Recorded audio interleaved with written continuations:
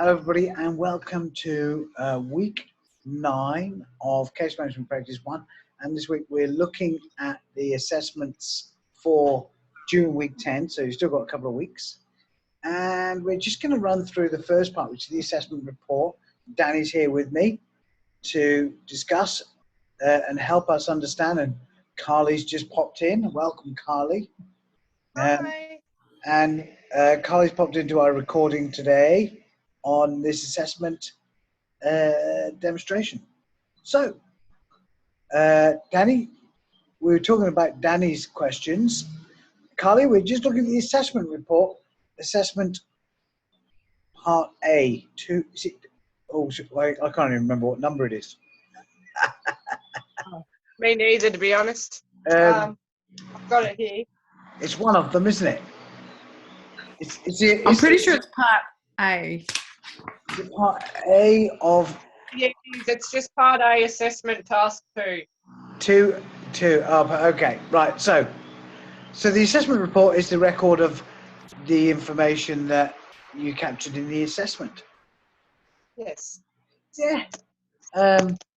I think this is all pretty easy.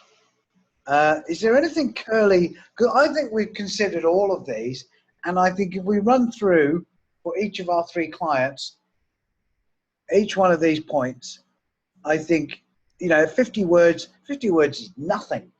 50 words is a postcard. It's not even a postcard, is it? It's a paragraph. There's generally about 10 words in a sentence. So 50 words is 5 sentences. And that is, so we're doing one of each of these per client, by the way. So presenting situation. What should we say about Aaron?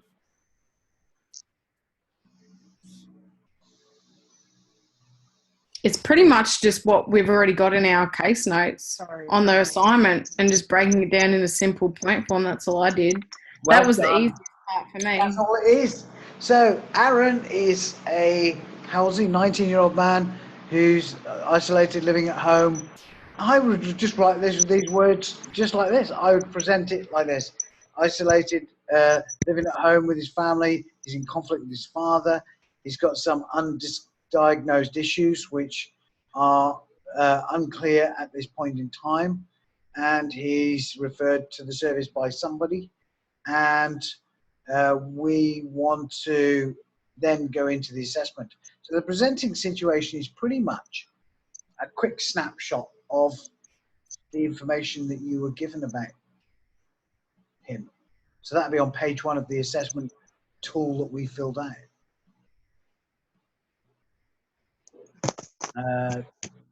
Sorry. And then, so what about Maria? What can we say about Maria? I've already done mine. I wrote a lot, probably too much.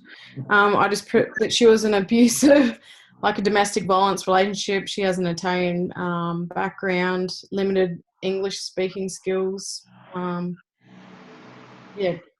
Okay. I definitely wrote too much. Danny, it's good that you verbalise it though, because a lot of this job is getting to terms with and making sure you're using the right language to talk about people. So we're respecting people. We're thinking about people and their problems rather than classifying. She is a domestic violence victim. She's not. She is a person who is a victim of domestic violence. There's a big difference between these two things, right? And the way we start representing people. So this becomes quite an important, this is why we do this aspect of the assignment. And what about Kylie? What do we think of Kylie?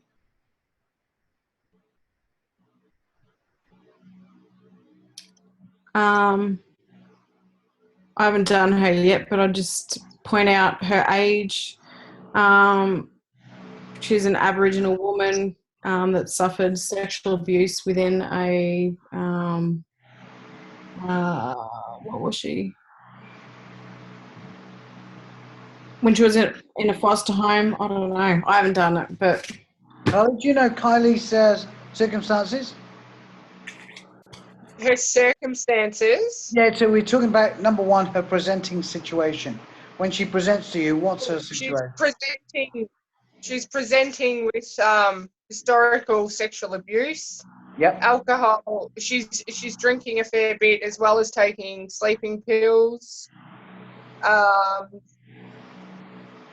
Yeah, clearly some mental health problems she needs to be assessed for, which I think is probably quite immediate. Well, we will go down to that in a little bit, but when she's coming in the door, because that's that's stuff that we're discovering as we assess her. Okay. Yep. But what do we see as a snapshot of her coming in the door? What's her family situation? I mean, it's in there. She's married. She's got quite a supportive husband. She's got 2 young children, 2 young girls. And why is she presented though? What's happened? She started dealing. She hasn't been treated for her sexual abuse, and she started sort of self-medicating with drugs and alcohol, and now she's sort of has fears that her husband. She sort of has. I don't know. She's being a little bit irrational. Not that I would say that. But are you being hysterical? No. No. No, I'd say that I'd probably get arrested if she's hysterical. No. Well, one thing I wanted to point out to you was try and get a correlation between all 3 of our clients and their presenting situation, that something is happening. So what does that sound? There is some key information to be dragged out of this question, which we're not there yet. And I'm wondering if you can explain what it is.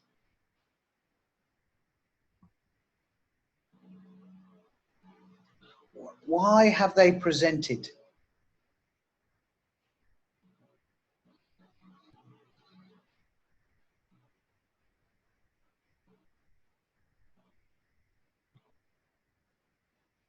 Why have all 3 people presented?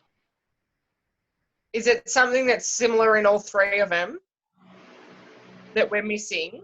Well, there's one thing that you haven't clearly stated, which you probably want to, and this first question is asking that single point. It's asking you to demonstrate. They're not coping? I don't know. Yes, they're not coping. Something like that. They're in crisis. All 3 of them have come at a period of crisis, and you have to capture that crisis, why they're coming through the door in question 1. So Aaron's crisis, what's Aaron's crisis? He's unmotivated, he's having issues with his father and has potential to become homeless. Potential to become homeless. The other bit's not really a crisis unless he's coming to fisticuffs with his father. The lack of motivation is never a crisis. That's just, unless he's crossing the road at the time, then it's a crisis. Otherwise he's just festering in his room, and it's, I mean, unless things are falling apart around them. For example, if he was not paying his rent and his housing was going to fall down, he's not going to work and his job's getting lost, then it would be a crisis. But at the moment, there's no other drama around that. So impending homelessness, that's the term you want to use. And some of this is about framing language.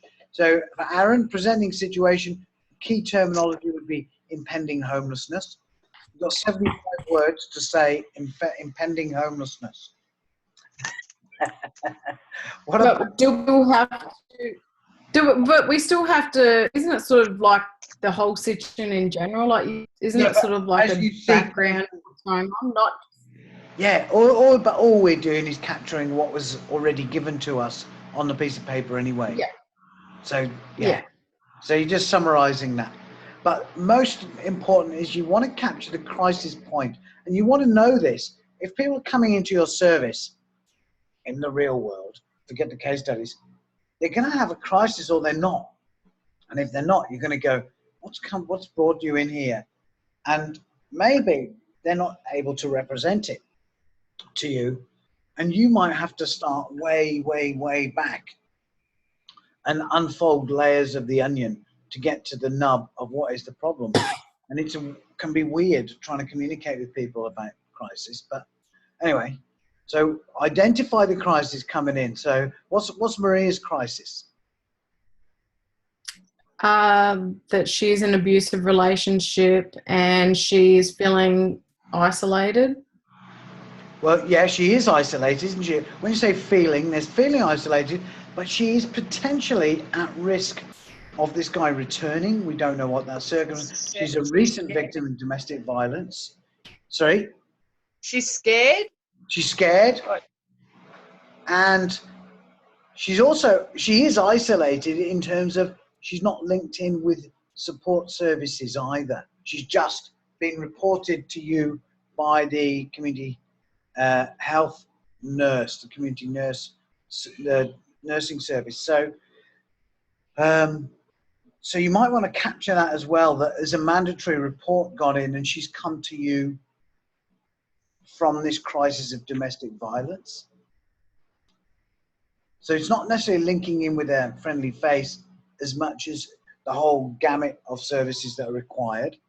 And Sonia, what about who's the Kylie? What's Kylie's impending crisis? She's a little bit, she's frightened that she's going to abuse her children. I disagree with that, Sonia. The framing of that language, I think, is incorrect. Not quite like that, no. She's suffering from anxiety and trauma from her past sexual abuse. Yep. And the symptom for that is she's taking sleeping tablets and drinking more than what she usually would. Yep. And there's a fear that she surrounding her children.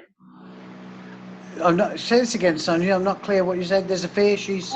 There's a fear of her sort of copying her children, like following onto her children. Okay. Okay. I don't know quite the word, but. Yeah, it's a transference, isn't it? That I believe. I don't know. I believe that this anxiety is drawn. We believe that this anxiety is drawn from her historical sex abuse experiences as a child, and that she's actually projecting that idea onto her children's situation when they might be perfectly happy.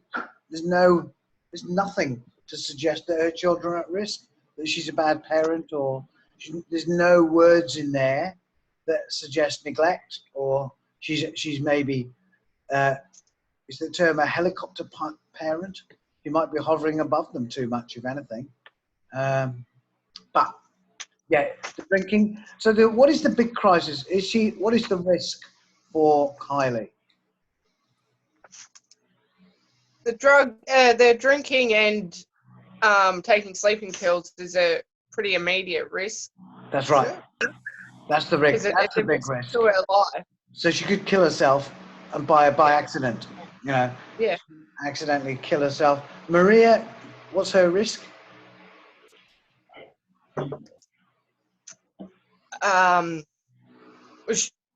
She's at risk of her husband coming back. Yes. So she might be a victim of domestic, and again become a victim of domestic violence again. So that's her immediate risk. And Danny? Sorry, not Danny, Aaron. Sorry, Danny is youth work practice. Oh no, not you, Danny. In my head, I look at you and I go Danny with an I, and in my head I read the word I, and in my head I read the word Danny with a Y is the youth work client, and I don't ever join the two up. The idea that your two names are the same don't even come into my head. That's crazy, isn't it? So, Aaron. Aaron's presenting issue is potential impending homelessness. Impending homelessness, yes. Good. All right, so that's done. Personal histories, I think we're pretty clear on that. Cultural considerations. What about Danny? Aaron. Danny, what about Aaron? For cultural considerations? Yeah. I've only done Maria, which I found hard enough, but for Aaron, I don't know. When you're talking about culture, is it sort of like a youth culture sort of thing? Is that Yes, sort of what you anything. talk about? Anything. Yeah, anything you can identify. Culture? And his sort of family culture. We don't know what his life. We don't know anything about his family's heritage, cultural That's right. heritage. But we know he's Australian. But we know he's a young Australian. That points us in the way of things. Being young, you have to pay attention to young people and youth culture. You have to be aware of their needs, and I mean, young people have different distinct needs. They should be locked in a cupboard. 25. Can I just ask though? This to me is sort of like the hardest question out of all of them, because aren't we sort of just making assumptions based on cultural considerations? Like, aren't we just assuming that, you know, about youth culture, and like for Maria, like assuming because she's Italian and Catholic that, you know, she believes that, you know, you shouldn't get divorced, and it's a, you know, I mean, that's what I. You've got an interesting question. It's a good question, right? But it's ultimately that's why we're categorizing people in cultures, to be aware of sensitivities that we need to be aware of. We are profiling, whichever way you look at it, we're profiling. You're saying we're making assumptions. Oh yes, we are. We're categorizing people in order to say these are things you need to be aware of. They may or may not be true, but you want to be touchy-feely about this thing. You don't want to naturally assume that Maria would want a divorce, for example. Can I ask a question? But how do you write? Sorry, Sonia. You're right, Sonia. Sorry. All right. Just back to Aaron. The cultural considerations. Could you say that being over the age of 18 might not be eligible for certain services for young people? Is that something? Yes, but increasingly less so. But you're right. There's an element of that. But think about that as well. Would you? Let's say he became homeless. Now, I have been responsible for giving away homeless resources in a hostel for men, and I would not want to put Aaron into that place. If it was me, I would say I'm not bringing him in, because he's never left home. He's incredibly vulnerable. It doesn't matter that he's 18 or 19. And what you might find is actually most youth accommodations, they don't necessarily have very strict guidelines. So they might have an eligibility up to the age of 25, for example. But somebody who's 19, he could be raped, he could be mugged, he could be beaten up, he could be exposed to substances. I wouldn't want to get him anywhere near a homeless service. So there's an idea of eligibility, yes, and that youth eligibility certainly for certain considerations. But maybe you want to go, because he's young, one, he's vulnerable. Two, you have to be clear. Well, Carly and I were having this chat the other day. This is an interesting chat we had, where Carly was saying when she was doing her assessment, there was a student who was saying, well, I want to leave home. And so we kind of considered that and we fleshed that out. What did we come up with that, Carly? Well, that we would try and deter him from going down that path and try and persuade him to stay in the home. Whether you needed to be a little bit like, not scare him, but try and put him off. Scare him. I like that word. So yeah, let's use that word. Into staying at home, I suppose. Yeah. And actually say, if you become homeless, we're going to let you be homeless. We're not going to put you in somewhere. You've got a home. You're not homeless. If you leave that home and you go on the street, that's your business, mate. But don't involve me in that. You're over 18. You want to make that decision to live on the streets? Off you go. Toodle pip. Goodbye. And let him make that decision for himself. and then he'll be knocking on his mum's door in the morning going, it's cold, can you let me in? And he will end up coming to understand that resources are not available in the community sector for people to make a lot of choices. Beggars cannot be choosers.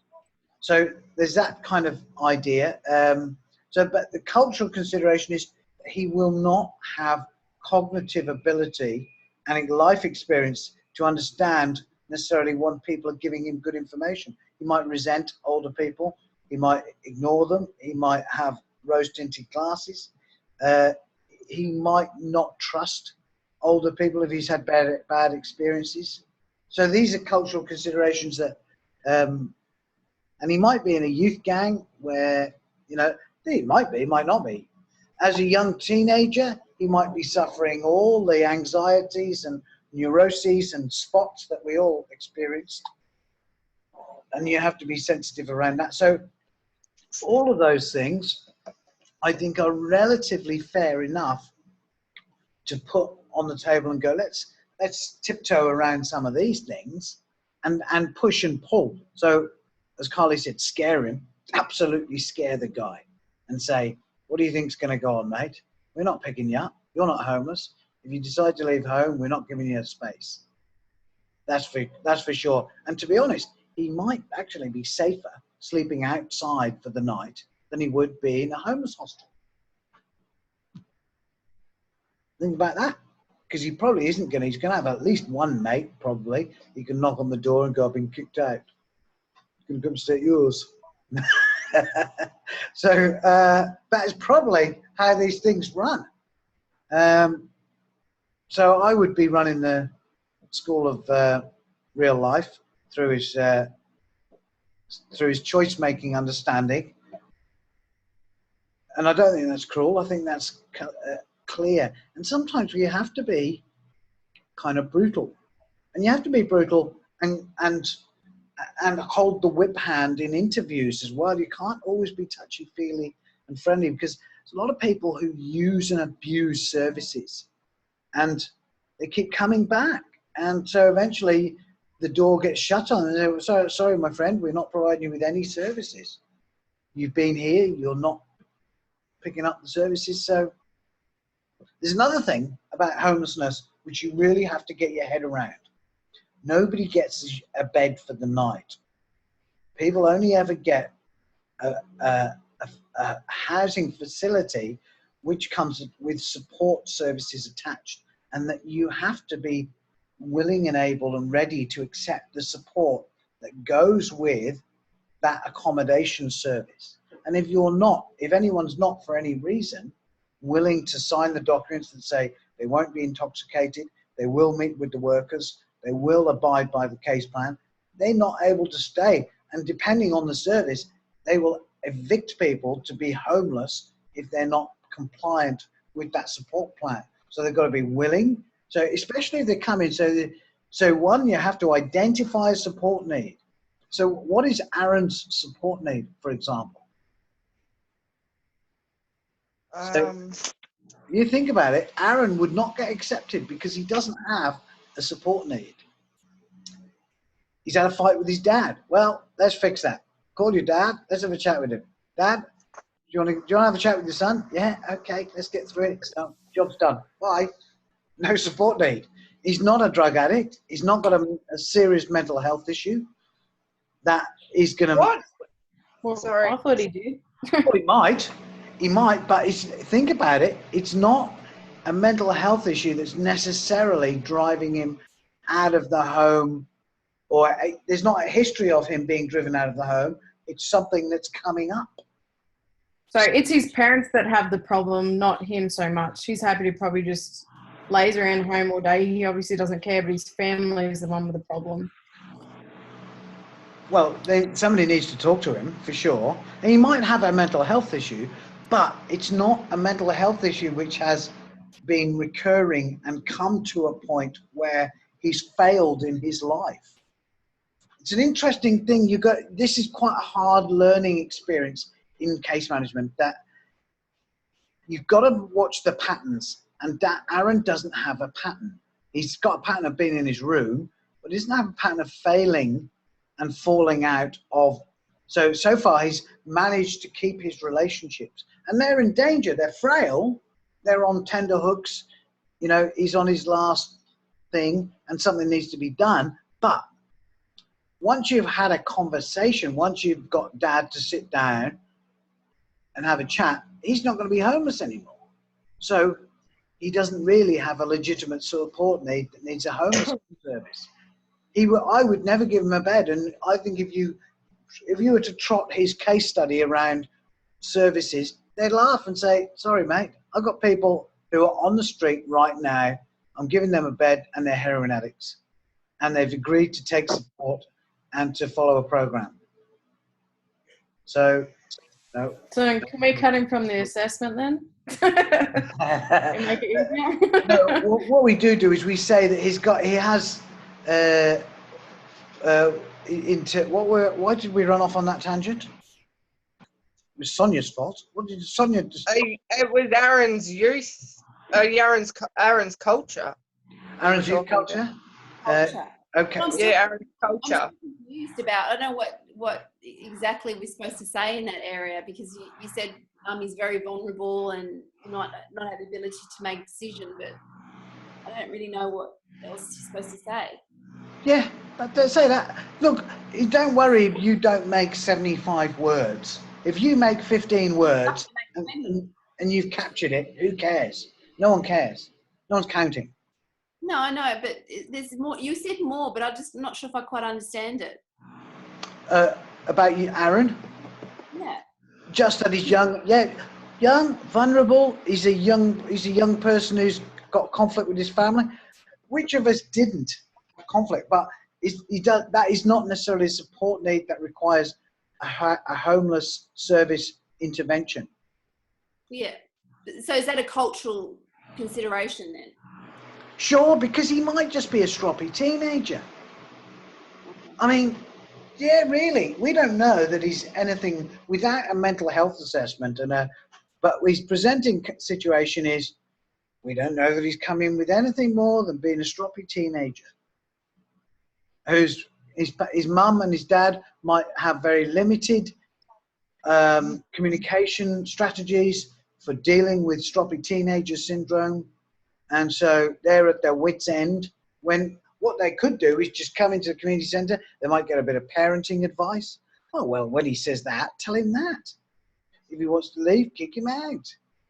Whatever, you actually play people off in those strategies for managing children and young people and teenagers. You're a teenager, you say you can make decisions. Well, you pay the bills, you can make decisions. Start paying your way. Otherwise, you're doing the chores. All that sort of parenting thing that goes on. Has anyone got teenage kids? Yeah. There you go. So what do? You've got to be tough, don't you, Sonia? You can't just go, yeah, whatever you want, my princess. You can have anything you want. I won't speak too loudly because she's outside the door. So in her bedroom's outside the door. Right. So, but you know them, don't you? You know. Yeah. You've got to be counselling. You've got to be quite a few things. Yeah, of course. There's always this push-pull over power relationships with teenagers growing up, and they're trying different roles. They're experiencing and learning and developing and trying to work out where they have opportunities and how they can exploit them and how they end up being frustrated. And that's what goes on. That's all right. That's how it works. But lots of parents struggle with that. They've had children and then the hormones and the strategies, the brain cells kick in and becomes too much. So parenting skills are not to be underestimated here either. Sorry. We've run off on a tangent. We're going way off track. We've got the risk indicators. What are the risks for the other things? I think the other ones are easy enough. 2, 3, and 4, easy. Risk indicators for Aaron. Isolation. Isolation. Yes. Meaning what? What is it? Yeah, but why is that a risk? What is that? What do you suspect is? That could lead to other things, depression. Yeah, sorry. I was going to say masturbation. I thought, no, don't say I didn't say that. no, sorry, teenagers. Sorry. Isolation leads to depression. Yeah, mental health concerns, Sonia. Yes, Yeah. we're worried that he should be in some ways gregarious as a young person, and he's not. And that there's a significant concern that he has a mental health problem. Okay. Jeez, we're Could it taking, lead, it could aren't we? also lead to drug and alcohol issues as well, possibly? Maybe, yes, that dual diagnosis, Sonia, that's very important. Potential dual diagnosis that we have to be aware of. What about Maria? What's her risk? To fall victim to a husband, I suppose. Yeah, victim She's- to, Yeah. Yeah, And- Risk of injury or death. yeah. And Sonia, were you saying something? Oh, I just agreed. I just said, further abuse from a husband. Further abuse. And some depression as well, mental health. Mental health issues, Yeah. yeah. And for Kylie?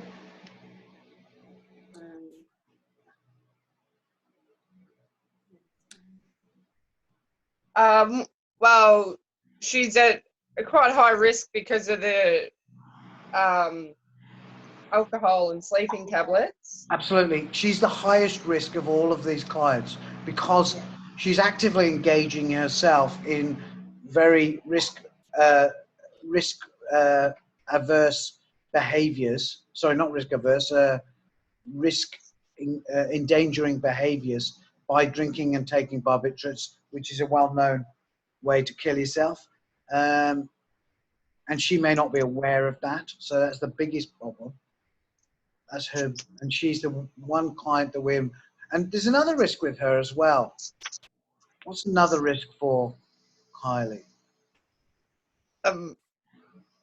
Mental health. Well, we say that's there already. Let's recognize Okay. that.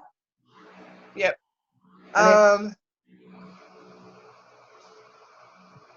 Well, it sort of got potential to ruin her family structure. Great. That's it. I think it's the kids.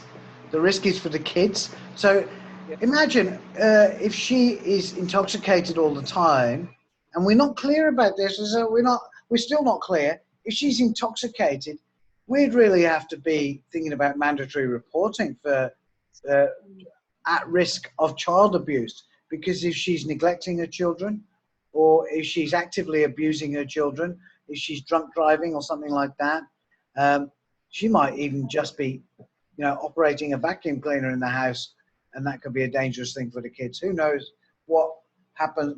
So we have to kind of work that out. Wouldn't she kind of, if she's drinking and taking sleeping pills of a night time, like that'd pretty much knock you out to sleep? Like she probably isn't attentive to the children during the night or anything either. Like she's got a 1-year-old. She's got a husband. So she's not alone there. It's the daytime that I think about, and I'm going, but, if the husband, we don't know what the situation is with the husband either. He might work nights. All of this, you're right, that there is danger of neglect, but should we believe that if you have a significant belief that her children are at risk of neglect or actual abuse, you're responsible to make a mandatory report.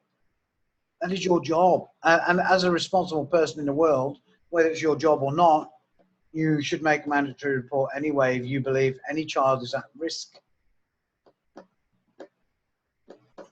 Sorry, we didn't mention this for Maria either. Elder abuse.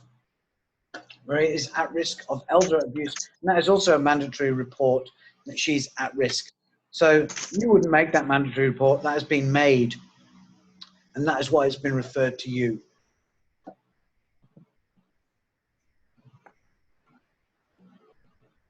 All right. And so we've got strengths. What's Maria's strengths? Her relationship with the children. Maybe relationship with her children, yeah. Her connections at the church. Connections with the church, yeah. And her faith. And faith, yeah. Which We believe that she has because she's a regular church attendee. So I think we can, again, now, Danny, you're right there. We might be kind of like saying faith, can you measure faith? She can't really. Is she a strong believer or a weak believer? But we have to kind of make a judgment. So we're going to suggest, faith. Yeah, that you kind of, when you're interviewing people, and when you're doing strength-based practice, you do oversell it. It's a bit like selling somebody a car. So you do try and find anything that somebody might want to buy. So come on, Marie, how many kids did you parent? You've been a strong parent, haven't you? You've managed all those kids. So this is just another thing to manage. We just break it down into small things, and you believe in God, and God will help you. And if you have problems, go to church, do some praying, that sort of thing. And you talk to her about where does she find strength. Always talk to people. Where do you find you're most strong? You can have that conversation with people. It's been a while since I've done that, but when somebody says, I'm not coping, you ask them what are the things that they find lead them to not cope, and when do they find they're most capable, and ask them to identify a time in their life where they've managed to be really successful at something, and get them to identify how they felt about that. That was a great day, wasn't it? Yeah. How did you feel on that day? And, you made that happen, didn't you? And all that sort of thing. So you take people out of their current crisis and thinking about positive things in their life, and then you break down for them and ask them to imagine the steps that will get them to achieve that point. And also provide them with a little bit of support and say, I'm here if you need to come and have a chat about this, and re-engage them with the case plan, with the strategy to be able to achieve those goals. So you kind of go like that. It's a little bit formulaic. Sorry, we're running off this. Any recommendations? Recommendations would be referrals. Key referrals, not everything. So the case plan needs to be kind of most things, but the key referrals for Aaron are what?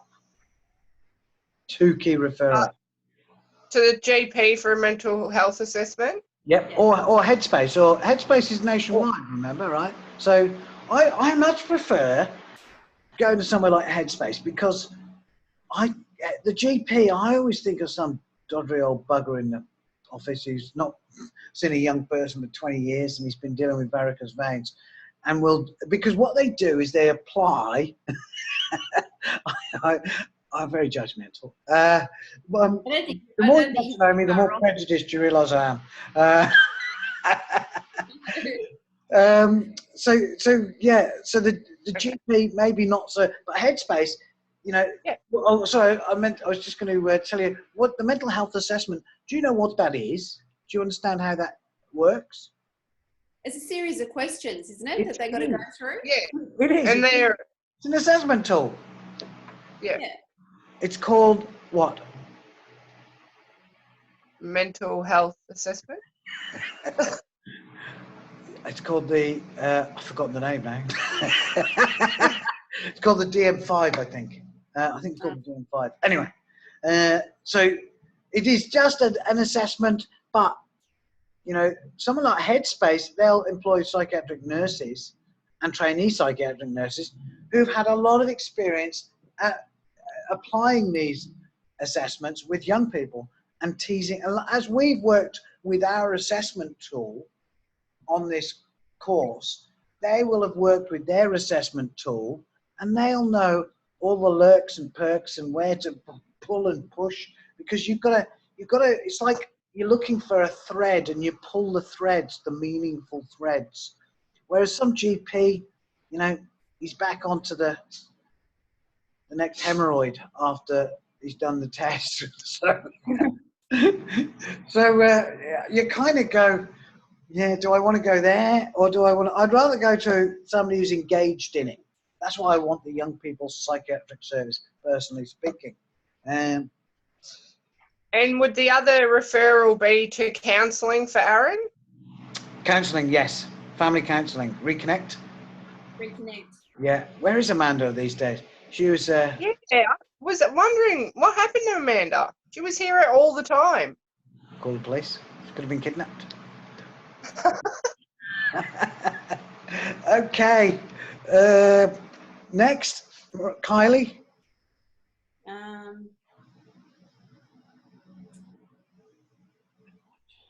Oh, hang on, I'm not up to that.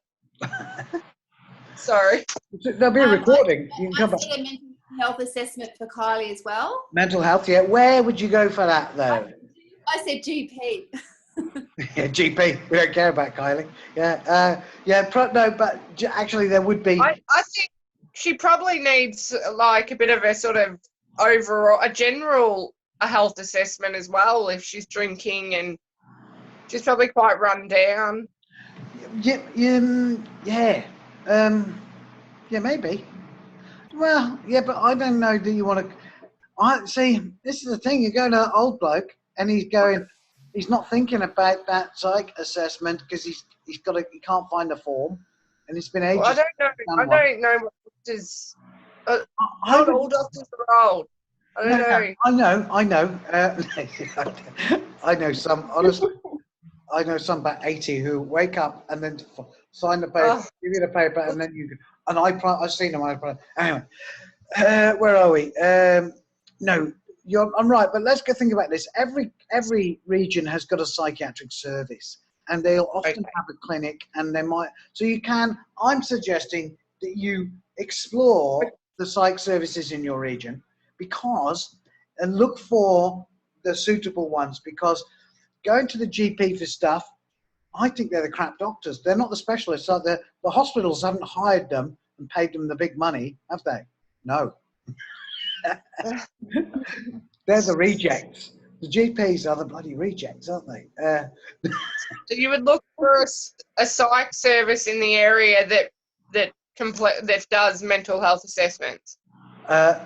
Well, they'll all do a mental health assessment, yeah. And there'll be outreach, Carly, there's outreach psych services. There's all sorts that go on. Have a look around. Psych services is quite dynamic. They're very underfunded. They've got very few resources. They're difficult to get a hold of, but you need to kind of have good grounding in the psych services in the region.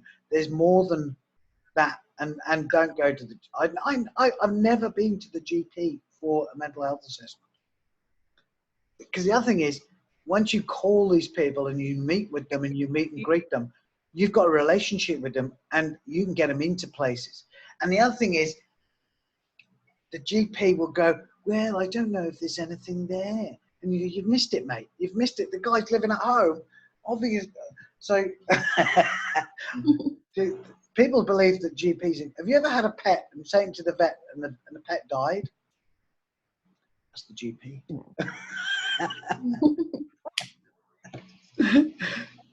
Right. Like that. Where are we? Yeah.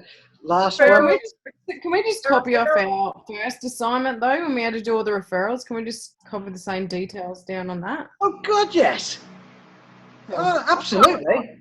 The recommendations should 100% be coming from the first assignment. Oh, absolutely. You shouldn't even be veering off that, don't you? That's a no-brainer. So, and we're right with the case planning? And we finished, we're out of time really, we've done a lot, but we'll be back on Sunday. We can do the case plan on Sunday. We're still a week ahead. Mm-hmm.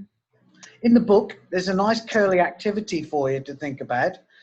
People with intellectual disability present at a service and they're asking for rent money because they've been sold down the river by a service, by a company to buy, a TV and a video game machine, and they're on limited disability pension incomes, and they've been advised to buy this thing on hire purchase. Now they've got no money to feed their kids and pay their rent. What do you do?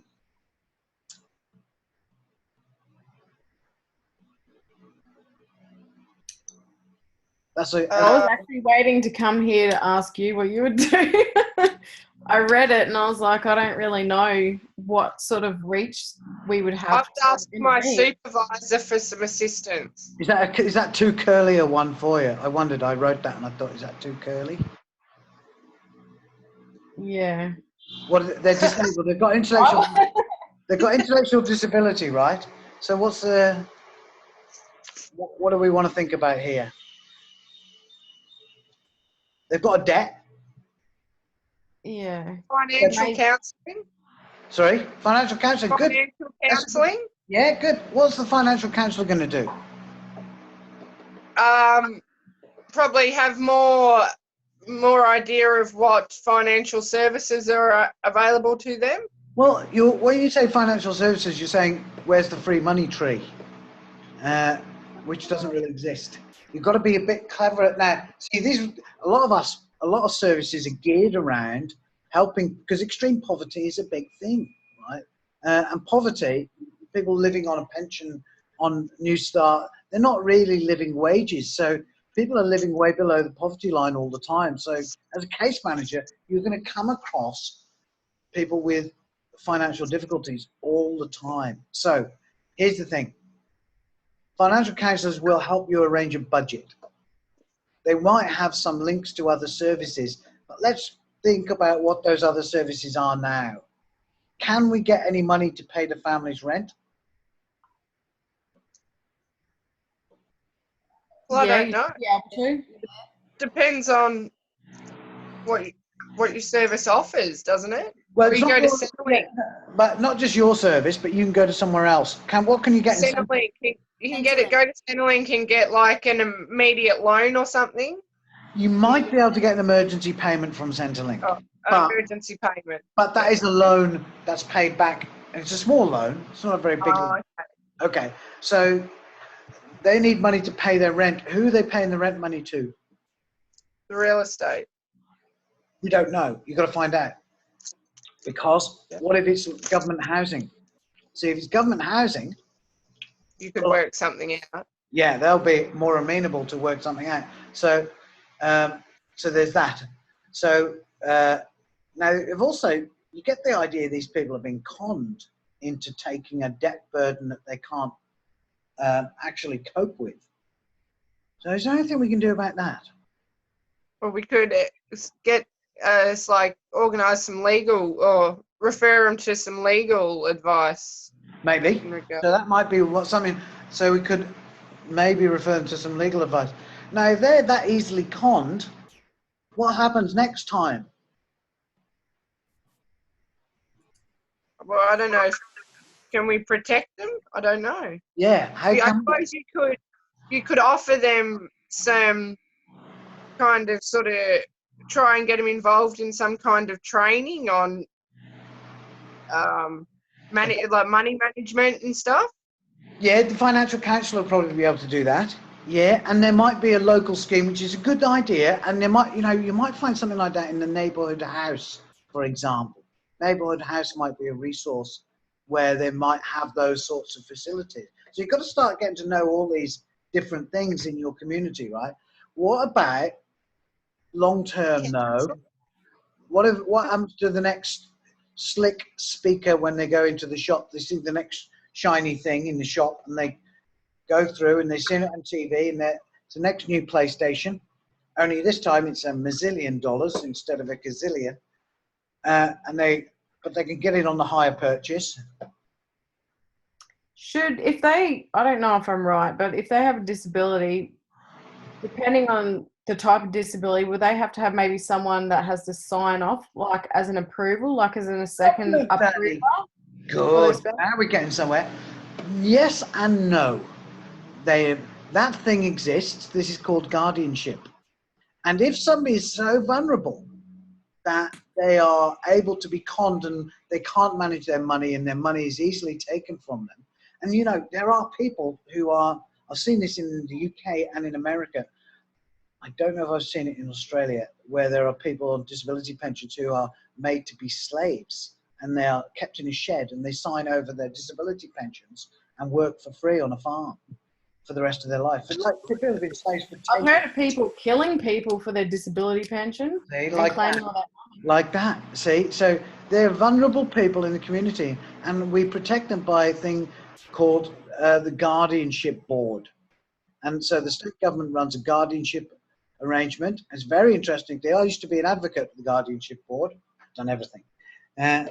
Advocate at the guardianship board, you take care of people who are super vulnerable. And this might be somebody with a mental health problem, or somebody with, unlikely if they've got extreme drug problems, but if they've got a big cognitive impairment and drug problems, sure. But if they've got an intellectual disability, any sorts of disability where they're vulnerable, the guardianship board might consider managing their finances for them. And so basically they take all the money. They do things like they keep $10 a week for a funeral plan. They keep money for a pension, another $5 a week for a pension, all this sort of thing, right? They manage everything. They pay the rent, and they basically will pay pocket money to living daily sometimes, and they can get paid daily. They will release, because it's electronic funds transfer now, they can just put an order where the bank will put a daily amount of money into a ATM machine for the client to withdraw. So they can be what? So who would you contact? Like, would you try and organise that for them, or would you refer them to someone else to do that? Well, that's your job to refer them to places. So yeah, you might. Would that do that. Be done through like VCAT or something? Yes, exactly the right thing. It is a Victorian Administration Tribunal, but that's in Victoria, obviously, because we're nationwide. Something else in Sydney, I don't know. There is that. You're actually, Kylie, I'm wrong. I was wrong. I just said something which is wrong.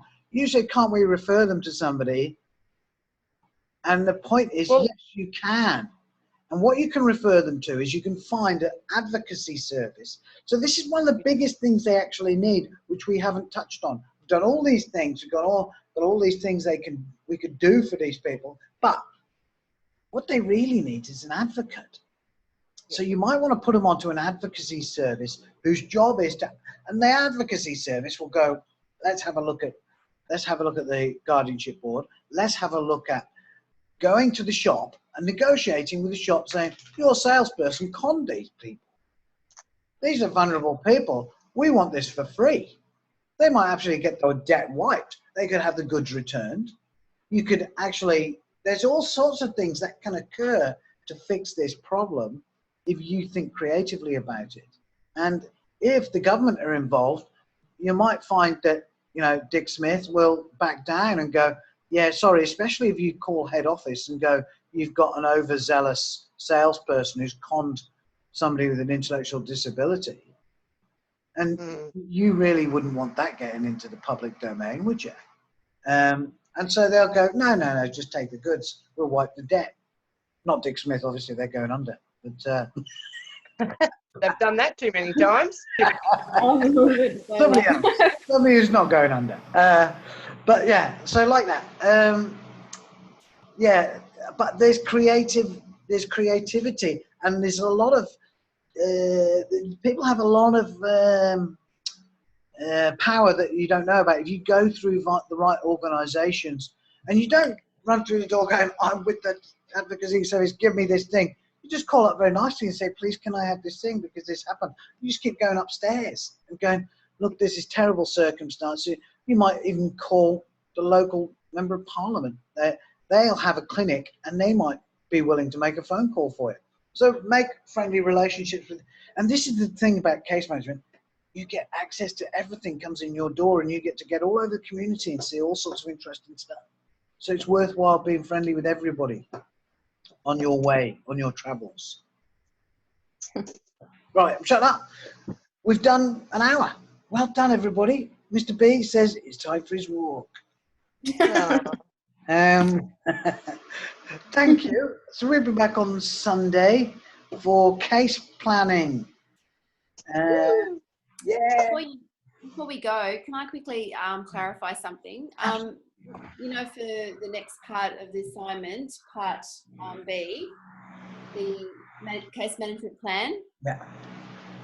When you say review date, do you mean the date that you look at later on? Is that what you're referring to, or at the time? Yeah, I'm sorry, Sonia. It's very bad. I've rewritten it. I've still got review date in there. I hate that language, but it is. It is because it's a plan. You, as a plan, you review the plan at a certain date, and it's at a specific time. So, if you're putting down that Maria has to go to hospital today, the review date is today, because you want to make sure that's done by the end of the day. Otherwise, it's pointless because it's an emergency action that needs to occur.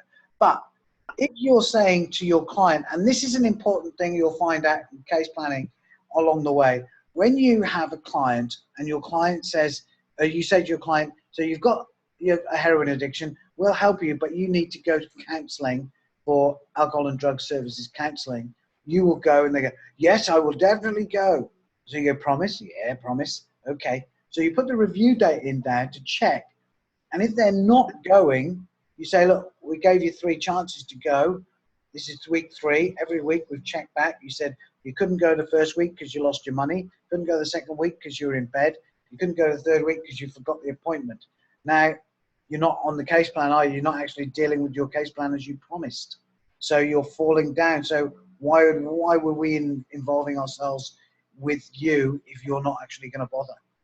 And that happens. You have to make those choices too. So that's why the review date gets put in there, to make sure that the client is compliant with the case plan, not just to ensure that the actions occur in smart goal planning as they're meant to.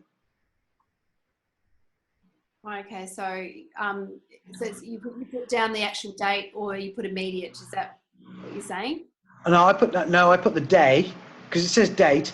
So write a day. So you can write today, because there's because there's no real date, right? Because no, you make it up. So yeah, just say today, or 1 week from today, or two weeks from today, or a month from today, or 3 months from today. So, for example, Kylie wants to go back into education and training for employment in childcare. Now, that's a long-term goal. So for that, and the thing is, you don't want to do that now. Kylie is in crisis, and you might dangle that carrot at the end of the rainbow. It's some far distant way off, and you don't want to focus on that carrot. You might kind of go out there and go, we'll look at that later, as a brief, little light of hope on the horizon there. But what you really want to focus on is a recovery, and you don't want to upset that she's got too much on her plate. So you've got to be very careful with people, that you don't overload them with way too much in their case plans at any one time. So two or three goals at a single time only. So immediate, short term, cover that, and then that's the first couple of weeks. Then short term, medium term, the next. So that will go through for the next month, and then 1 month to 3 months to 6 months is medium to long term. Cover that. 2 or 3 items only on that case plan. That's okay. All right. Good. Okay, thank you. See you Sunday. Bye. All right. Bye. See you, Paul. Yeah. Bye. Take girls.